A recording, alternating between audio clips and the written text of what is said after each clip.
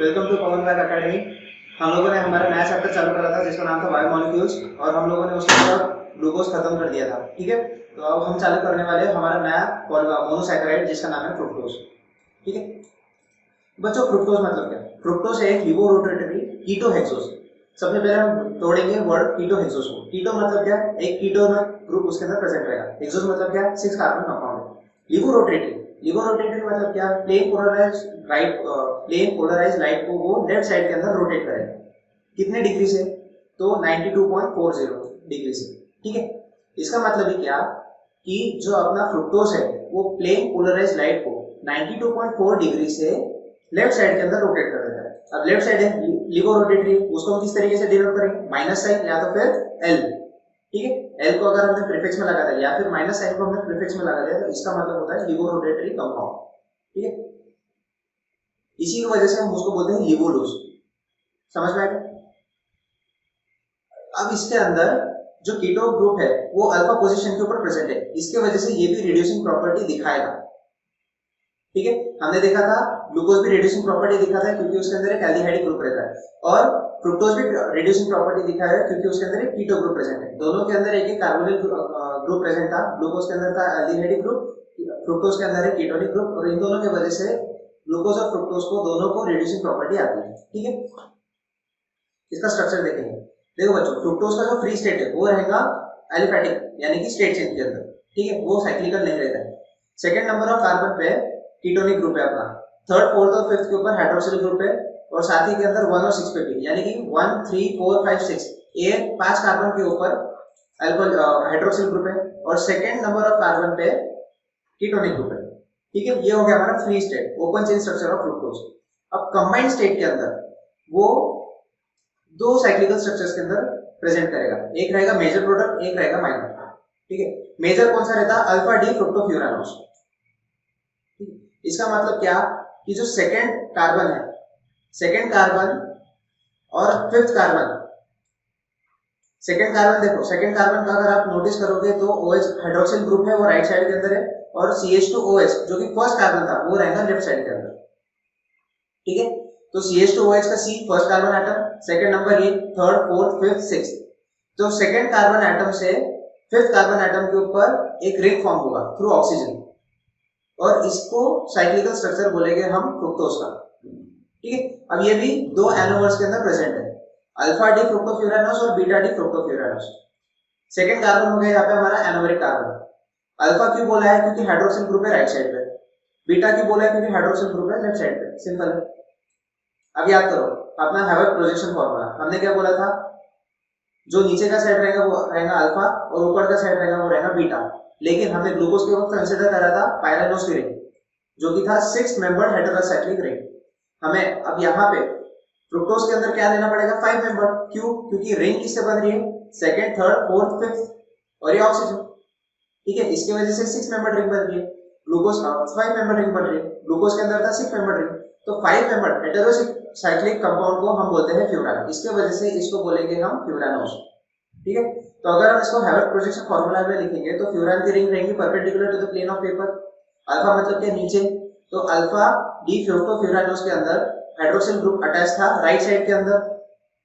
Alpha D fructofuranose के अंदर hydroxyl group है एनोमेरिक कार्बन के राइट साइड पे।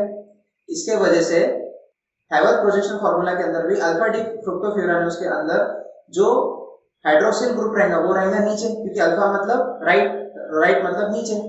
ठीक है, वही बीटा डी फ्रुक्टोफ्यूरानोस के अंदर हाइड्रोक्सिल ग्रुप देखो ऊपर शिफ्ट हो गया सेकंड कार्बन एटम का।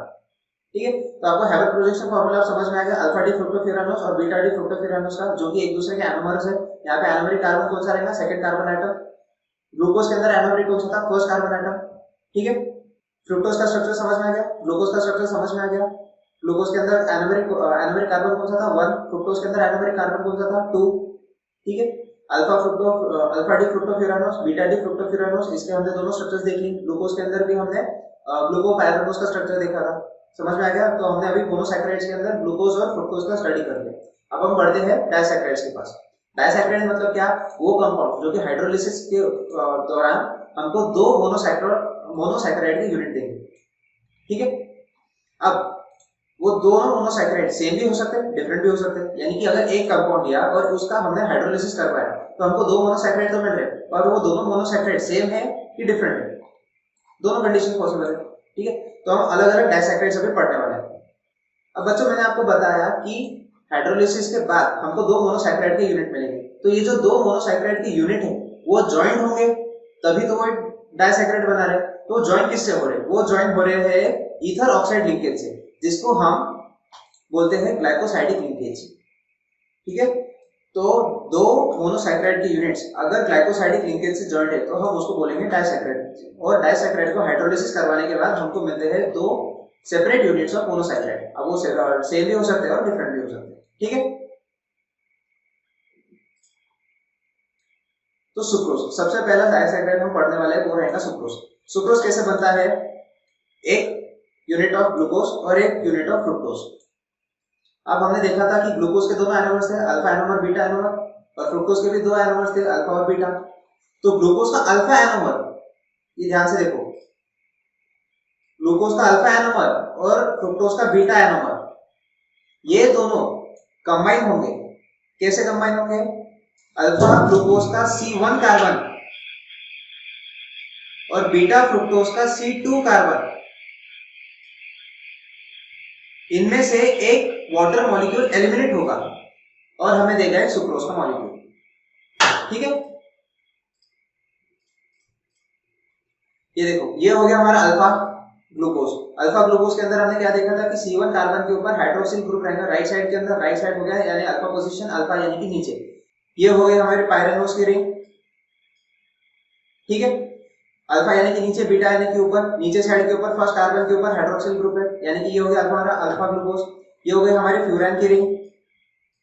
फ्यूरान की रिंग के ऊपर हमने देखा कि सेकंड कार्बन के ऊपर हाइड्रोक्सिल ग्रुप ऊपर है, यानी कि ये हो गया हमारा बीटा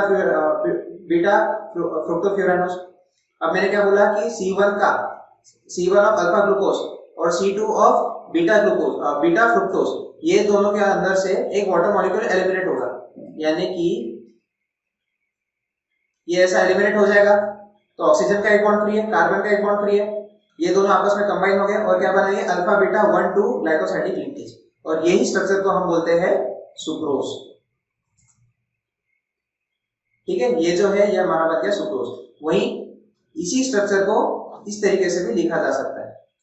ठीक है, क्या हो गया? ये हो गया हमारा अल्फा डी ग्लूकोज का यूनिट, ये हो गया हमारा बीटा डी फ्रुक्टोज का यूनिट। अब जब हम हाइड्रोलिसिस करवाएंगे तो हम क्या करेंगे? Addition of water. Addition of water करने के बाद क्या होगा? जो हमारे ओरिजिनल अल्फा डी ग्लूकोज और बीटा डी फ्रुक्टोज थे वो हमको प्रोडक्ट में मिल जाएंगे। ठीक है, तो sucrose is found by the glycosidic linkage between C1 of alpha glucose and C2 of beta fructose. ठीक है, ये डेक्स्ट्रोरोटेटरी कंपाउंड है। सुक्रोज एक डेक्स्ट्रोरोटेटरी कंपाउंड है, लेकिन उसका हाइड्रोलिसिस करवाने के बाद हमको दो प्रोडक्ट मिल रहे थे, एक था ग्लूकोज और एक था फ्रुक्टोज। अब हमने देखा था कि ग्लूकोज रहता है डेक्स्ट्रोरोटेटरी और फ्रुक्टोज रहता है लिवोरोटेटरी। ग्लूकोज का ऑप्टिकल रोटेशन कितना था? +52.7। फ्रुक्टोज का लिवो रोटेशन कितना था? -92.4। बड़ा कौन सा है? मैग्नीट्यूड अगर अपन देखेंगे तो 52.7 बड़ा है कि 92.4 बड़ा है? देखो अब यहाँ पे साइन के बीच में कंफ्यूज नहीं होना है, प्लस और माइनस, कि -92 छोटा है और +52 बड़ा है, ऐसा कंफ्यूजन में नहीं रहना है। ठीक है, हम लोग यहाँ पे साइन को कंसीडर नहीं कर रहे हैं, हम लोग यहाँ पे मैग्नीट्यूड देखेंगे, यानी कि degree of rotation. Degree plus और माइनस यहाँ पे क्या डिनोट कर रहा है कि वो रोटेशन राइट साइड को है या लेफ्ट साइड को। यहाँ पे उसका मैग्नीट्यूड से कोई रिलेशन नहीं है। ठीक है, तो 52 बड़ा कि 92 बड़ा? 92.4 बड़ा है, इसके वजह से लिवो रोटेशन डोमिनेट करेगा। ठीक है, तो जो हमको प्रोडक्ट मिलेगा वो करेगा लिवो रोटेशन, नेट लिवो रोटेशन रहेगा। इसके वजह से सुक्रोज क्या था? Dextro rotation. प्रोडक्ट क्या कर रहा है? लिवो रोटेशन। तो हमें क्या मिलता है? इन्वर्जन। तो हम बोलेंगे इसको इन्वर्जन ऑफ सुक्रोज। ठीक है, और इसी वजह से जो हमें प्रोडक्ट मिल रहा है उसको हम बोलते हैं दूसरे नाम से इन्वर्ट शुगर। क्यों? क्योंकि डेक्स्ट्रो रोटेशन से लिवो रोटेशन के अंदर कन्वर्ट हो गया। क्यों? सुक्रोज था डेक्स्ट्रो रोटेटरी, प्रोडक्ट के अंदर हमें मिला था ग्लूकोज जो कि है डेक्स्ट्रो रोटेटरी, लेकिन उसके ऊपर उससे ज्यादा लिवो रोटेशन दिखाने वाला हमारे पास फ्रुक्टोज प्रेजेंट है, तो नेट लिवो रोटेशन होगा प्रोडक्ट का। इसी की वजह से हम प्रोडक्ट को बोलेंगे इन्वर्ट शुगर। समझ में आ गया? अब लेकिन सुक्रोज जो है वो रहेगा नॉन रिड्यूसिंग शुगर। क्यों?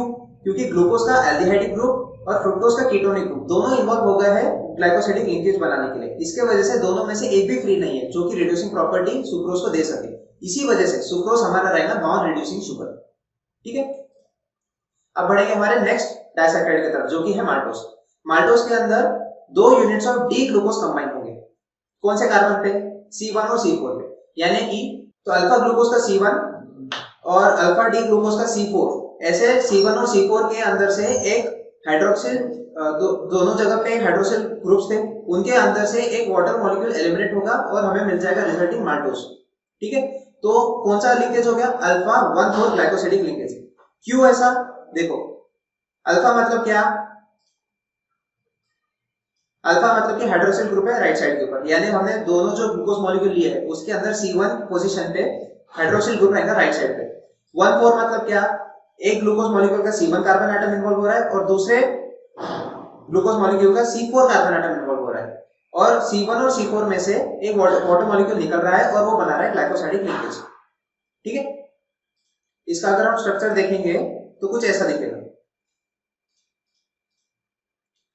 ये हमारा हो गया 1 molecule of alpha D glucose और ये हो गया दूसरा मॉलिक्यूल ऑफ ग्लूकोज। तो देखो, ये हो गया C1 कार्बन एटम, ये हो गया C4 carbon atom, C1 of एक अल्फा डी ग्लूकोज और ये हो गया C4 ऑफ दूसरा ग्लूकोज मॉलिक्यूल। इनके जो हाइड्रोक्सिल ग्रुप थे, इन दोनों में से एक वाटर मॉलिक्यूल एलिमिनेट हो गया और क्या बन गया हमारा? Alpha 1,4 glycosidic bond.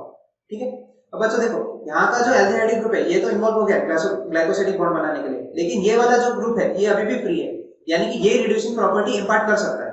ठीक है, ये वाला जो एल्डिहाइड ग्रुप है ये अभी भी फ्री है, जो कि रिड्यूसिंग प्रॉपर्टी इंपार्ट करेगा माल्टोज को। लेकिन हमने सुक्रोज के अंदर क्या देखा था कि एल्डिहाइड और कीटोनिक ग्रुप, ग्लूकोज और फ्रुक्टोज के दोनों इन्वॉल्व हो रहे थे ग्लाइकोसिडिक बॉन्ड बनाने के लिए। इसके लिए वहां पे कोई भी ग्रुप खाली नहीं था जो कि रिड्यूसिंग प्रॉपर्टी दे सके। पर माल्टोज के अंदर वैसा नहीं है। माल्टोज के अंदर क्या है? एक ही ग्रुप इन्वॉल्व हो रहा है, दूसरा ग्रुप अभी भी फ्री है, यानी कि वो रिड्यूसिंग प्रॉपर्टी दे सकता है। ठीक है, अब हम पढ़ेंगे हमारा तीसरा डाइसैकेराइड जो कि है लैक्टोज। लैक्टोज एक डाइसैकेराइड है जो कि हमें मिल्क के अंदर मिलता है। ठीक है, वो कौन से सब यूनिट से कंबाइन होता है? D galactose and D glucose. ठीक है, माल्टोज कौन सा थे? 2 डी ग्लूकोज। सुक्रोज कौन सा था? Alpha glucose beta fructose. Lactose किससे है? डी गैलेक्टोज और डी ग्लूकोज। ग्लाइकोसिडिक बॉन्ड किसके बीच में बनता है? C1 of beta D galactose and C4 of glucose. Most common glycosidic linkage 1,4 ही रहता है। ठीक है, बस हमने सुक्रोज के अंदर देखा 1,2, बाकी मोस्ट कॉमन है 1,4। सुक्रोज के अंदर था 1,2, माल्टोज के अंदर है 1,4, लैक्टोज के अंदर भी है 1,4। ठीक है, यहाँ पे कौन सा हो रहा है? Beta 1,4 glycosidic linkage between galactose and glucose. ठीक है, C1 of beta D galactose and C4 of glucose. ये दोनों में से, इन दोनों के जो हाइड्रोक्सिल ग्रुप है उनमें से एक वाटर मॉलिक्यूल एलिमिनेट होगा और हमें जो रिजल्टिंग स्ट्रक्चर मिलेगा वो रहेगा लैक्टोज का। ये भी एक रिड्यूसिंग शुगर है। ठीक है, क्यों? क्योंकि यहाँ पे भी aldehyde group of glucose is not involved in making of the glycosidic linkage, therefore it can impart the reducing property to lactose। ठीक है, समझ में आ गया? तो हमने अभी कौन से डाइसैकेराइड्स पढ़ दिए? सुक्रोज पढ़ लिया, माल्टोज पढ़ लिया, लैक्टोज पढ़ लिया। सुक्रोज के अंदर क्या हो रहा था? एक अल्फा ग्लूकोज और बीटा फ्रुक्टोज कंबाइन हो रहे थे। कौन सी पोजीशंस पे? अल्फा ग्लूकोज का C1, बीटा फ्रुक्टोज का C2। ठीक है, माल्टोज के अंदर क्या हो रहा था? 2 डी ग्लूकोज कंबाइन हो रहे थे। कौन से पोजीशंस पे? C1 of 1, C4 of other. Lactose के अंदर क्या हो रहा है? डी गैलेक्टोज और डी ग्लूकोज कंबाइन हो रहे हैं। कौन से पोजीशंस पे? C1 of beta D galactose and C4 of glucose. ठीक है, अब हम पढ़ेंगे पॉलीसैकेराइड्स। डाइसैकेराइड्स देख लिए, मोनोसैकेराइड्स देख लिए, अब हम पढ़ेंगे पॉलीसैकेराइड्स। पॉलीसैकेराइड्स मतलब क्या? Linking large number of monosaccharides unit by glycosidic linkage, यानी कि बहुत सारे मोनोसैकेराइड्स एक ग्लाइकोसाइडिक लिंकेजेस के थ्रू एक दूसरे से बॉन्ड रहेंगे और उसको बोलेंगे हम पॉलीसैकेराइड। ठीक है, एग्जांपल उसका स्टार्च, सेलुलोज, ग्लाइकोजन, ऐसे बहुत सारे एग्जांपल्स हैं पॉलीसैकेराइड्स के। सबसे पहले देखेंगे हम स्टार्च। स्टार्च क्या है? Polymer of alpha D glucose, यानी कि बहुत सारे अल्फा डी ग्लूकोज के मोनोमर्स एक दूसरे से कंबाइन होते चले जाएंगे ग्लाइकोसाइडिक लिंकेज के थ्रू और बनाएंगे एक स्टार्च का मॉलिक्यूल। ठीक है, तो अब स्टार्च के 2 कंपोनेंट्स रहते हैं, एक तो रहता है अमाइलोज और एक रहता है अमाइलोपेक्टिन। अमाइलोज जो है वो 15 to 20% कॉन्स्टिट्यूट करेगा स्टार्च का, और अमाइलोपेक्टिन ये रहेगा मेजर कंपोनेंट जो कि कॉन्स्टिट्यूट करता है 80 to 85% ऑफ स्टार्च। सब दोनों कंपोनेंट्स को थोड़े थोड़े पॉइंट्स देखेंगे। अमाइलोज सॉल्युबल इन वाटर है, जो कि एक ब्लू कलर कॉम्प्लेक्स बनाता है आयोडीन के साथ। ठीक है, अमाइलोज के अंदर क्या होगा? 200 से 1000, 200 to 1000 अल्फा ग्लूकोज यूनिट्स। ठीक है, ध्यान से देखो, alpha glucose units 1,4 glycosidic linkages के थ्रू बॉन्ड रहेंगे और एक unbranched chain of variable length बनाएंगे। बराबर? क्या हो रहा है 200 से 1000 unit of alpha glucose units, यानी कि ऐसे सपोज कंसीडर कर लो कि 500-600 अल्फा ग्लूकोज के यूनिट है हमारे पास। इन सब का एक अल्फा ग्लूकोज, दूसरा अल्फा ग्लूकोज, तीसरा अल्फा ग्लूकोज, चौथा अल्फा ग्लूकोज, ये सारे ग्लूकोज कौन से लिंकेज से बाइंड है? 1 और 4, 1-4 अल्फा 1-4 ग्लाइकोसिडिक लिंकेज। ठीक है, इन सबसे ये ग्लूकोज यूनिट्स एक दूसरे से बॉन्डेड रहेंगे और हमें देंगे एक पॉलीसेकेराइड जिसका नाम है स्टार्च। अब देखते हैं अमाइलोपेक्टिन, जो कि कॉन्स्टिट्यूट करता है मेजर कंपोनेंट ऑफ स्टार्च। कितना परसेंटेज? 80 to 85%। ठीक है, अमाइलोपेक्टिन रहता है वाटर इनसॉल्युबल और ये ब्लू वायलेट कलर का कॉम्प्लेक्स बनाता है विद आयोडीन। हमने देखा अमाइलोस कौन सा कलर का बनाता है? ब्लू। ठीक है, अमाइलोपेक्टिन एक ब्रांच चेन देगा, अमाइलोस का देता था अनब्रांच्ड। अमाइलोपेक्टिन के अंदर कौन से लिंकेजेस है? अल्फा 4 ग्लाइकोसिडिक लिंकेजेस, जो अमाइलोस के अंदर भी हमने देखे थे। और अमाइलोपेक्टिन के अंदर क्योंकि ये ब्रांच है तो हमने देखा है दो टाइप ऑफ लिंकेजेस है। दूसरा कौन सा लिंकेज है? Alpha 1-6 glycosidic linkage. Alpha 1-4 glycosidic linkages ये क्या देंगे हमको? स्ट्रेट चेन देंगे, और अल्फा 1-6 ग्लाइकोसिडिक लिंकेज ये हमको देंगे ब्रांचेस। ठीक है, इसका स्ट्रक्चर देखेंगे कैसा है अमाइलोस का। अमाइलोस के अंदर देखो क्या हो रहा है, ये सारे अल्फा डी ग्लूकोज के यूनिट्स हैं। क्या हो रहा है? 1 C1 of one molecule, C4 of another molecule combine होंगे। कैसे? एक वाटर मॉलिक्यूल एलिमिनेट करके, और क्या बनाएंगे? Alpha 1-4 glycosidic linkage. वैसे ही देखो यहाँ पे 4 इन्वॉल्व हो गया इस मॉलिक्यूल के साथ, और उसी मॉलिक्यूल का कार्बन नंबर 1 एटम इन्वॉल्व होगा दूसरे मॉलिक्यूल के साथ। मतलब ये C1, ये C4, ये C1, ये C4, यानी कि अगर हमने ये वाला ग्लूकोज मॉलिक्यूल कंसीडर करा, ठीक है, तो इसका C1 इन्वॉल्व हो रहा है, अल्फा 1-4 ग्लाइकोसिडिक लिंकेज बना रहा है इसके C4 के साथ। ठीक है, अब यही मॉलिक्यूल का C4 इधर लिंकेज बना रहा है और C1 यहाँ पे लिंकेज बना रहा है। ठीक है, अब थर्ड मॉलिक्यूल के अंदर C4 यहाँ पे लिंकेज बना रहा है और C1 इसके साथ लिंकेज बना रहा है। ठीक है, तो ऐसा हमें एक पूरा टोटल स्ट्रेट चेन मिलेगा अमाइलोस का। ठीक है, अब अमाइलोपेक्टिन के अंदर अगर हम देखेंगे तो क्या हो रहा है? अल्फा 1-4 और अल्फा 1-6 हमको दोनों टाइप के लिंकेजेस मिलेंगे। अल्फा 1-4 कैसा बनेगा? यहाँ पे इसका 1 इसका 4, C1 C4 ये दोनों मॉलिक्यूल्स के कंबाइन होंगे, एक वाटर मॉलिक्यूल एलिमिनेट करेंगे और बनाएंगे अल्फा 1-4 ग्लाइकोसिडिक लिंकेज। 1-6 कैसे बनेगा? ये C1 एक मॉलिक्यूल का और C6 दूसरे मॉलिक्यूल का, इसके वजह से देखो ब्रांच बन गई। अमाइलोस के अंदर आप देखेंगे 1-4 ग्लाइकोसिडिक लिंकेज है और टोटल एक स्ट्रेट चेन बन रही है, लेकिन अमाइलोपेक्टिन के अंदर 1-6 ग्लाइकोसिडिक लिंकेज प्रेजेंट होने की वजह से एक ब्रांच चेन मिल रही है हमको। और फिर यहाँ पे देखो ये वापस अल्फा 1-4 ग्लाइकोसिडिक लिंकेज है जो कि स्ट्रेट चेन में जा रहा है। ठीक है, इसके वजह से हमको ब्रांचेस मिल रही है। तो हमने स्टार्च के अंदर दो कंपोनेंट देखे, एक था अमाइलोस, दूसरा था अमाइलोपेक्टिन। अमाइलोस है वाटर सॉल्युबल, अमाइलोपेक्टिन है वाटर इनसॉल्युबल। अमाइलोस के अंदर क्या था? Blue colour complex with iodine. Amylopectin के अंदर क्या है? Blue violet colour complex with iodine. और अमाइलोस के अंदर हमने देखा था सिर्फ अल्फा 1-4 ग्लाइकोसिडिक लिंकेजेस। अमाइलोपेक्टिन के अंदर दोनों टाइप के लिंकेजेस है, अल्फा 1-4 ग्लाइकोसिडिक लिंकेज जो कि स्ट्रेट चेन देंगे और अल्फा 1-6 ग्लाइकोसिडिक लिंकेज जो कि हमको ब्रांच देंगे। ठीक है, अब देखते हैं अगला पॉलीसैकेराइड जिसका है नाम है सेलुलोज। ठीक है, सेलुलोज क्या है? एक स्ट्रेट चेन पॉलीसैकेराइड है। सेलुलोज के अंदर बीटा ग्लूकोज यूनिट्स कंबाइन हो रहे हैं और वो क्या बना रहे हैं? Beta 1-4 glycosidic bonds. समझ में आ गया? अब इसका हाइड्रोलिसिस करवाने के लिए strong acids at the high temperature and pressure required रहता है, जो कि ह्यूमंस के अंदर प्रेजेंट नहीं है। इसी की वजह से हम लोग सेलुलोज को डाइजेस्ट नहीं कर पाते। ठीक है, समझ में आ गया? ग्लूकोज के अंदर कौन सा है? Beta 1-4 glycosidic bonds. कौन से यूनिट्स कंबाइन हो रहे हैं? बीटा ग्लूकोज यूनिट्स कंबाइन हो रहे हैं। ठीक है, तो हमने अभी तक कौन से पॉलीसैकेराइड देख लिए? सेलुलोज देख लिया और स्टार्च देख लिया। ठीक है, ये रहा ग्लूकोज का स्ट्रक्चर। ठीक है, ये हमारा ग्लूकोज का मॉलिक्यूल बीटा ग्लूकोज। बीटा मतलब क्या? हाइड्रोक्सिल ग्रुप रहेगा बीटा साइड पे। बीटा साइड कौन सा रहता है? पायरोनोस के ऊपर। तो यहाँ पे था हमारा हाइड्रोक्सिल ग्रुप, ये था हमारा हाइड्रोक्सिल ग्रुप। क्या हो रहा है? 1-4 ग्लाइकोसिडिक लिंकेज बन रहा है। ठीक है, 1-4 ग्लाइकोसिडिक लिंकेज बन रहा है, मतलब कि क्या हो रहा है? Carbon C1 of one molecule, C4 of other molecule ऐसे इन्वॉल्व हो रहा है। यहाँ पे इसका हाइड्रोक्सिल ग्रुप, यहाँ पे इसका हाइड्रोक्सिल ग्रुप, ये ऊपर है, इसका मतलब क्या है? ये बीटा ग्लूकोज यूनिट है। ठीक है, ये वाला भी हाइड्रोक्सिल ग्रुप ऊपर है, इसका मतलब कि ये बीटा ग्लूकोज यूनिट है। ठीक है, तो C1 का हाइड्रोक्सिल ग्रुप, C4 का हाइड्रोक्सिल ग्रुप, इन दोनों में से वाटर मॉलिक्यूल एलिमिनेट हो गया और हमें दे दिया एक बीटा 1-4 ग्लाइकोसिडिक लिंक जो कि प्रेजेंट रहता है सेलुलोज के अंदर। ठीक है, समझ में आ गया? अब हम बढ़ेंगे हमारे अगले पॉलीसैकेराइड की तरफ जिसका नाम है ग्लाइकोजन। ठीक है, ग्लाइकोजन क्या है? सिमिलर टू अमाइलोपेक्टिन है। इसका स्ट्रक्चर सेम रहता है अमाइलोपेक्टिन के जैसा, लेकिन इसके अंदर ब्रांचेस बहुत ज्यादा रहते हैं। अमाइलोपेक्टिन याद करो क्या था, वाटर इनसोल्युबल था, ब्लू वायलेट कलर का कॉम्प्लेक्स बना था आयोडीन के साथ, ब्रांच चेन पॉलीसैकेराइड है। क्यों?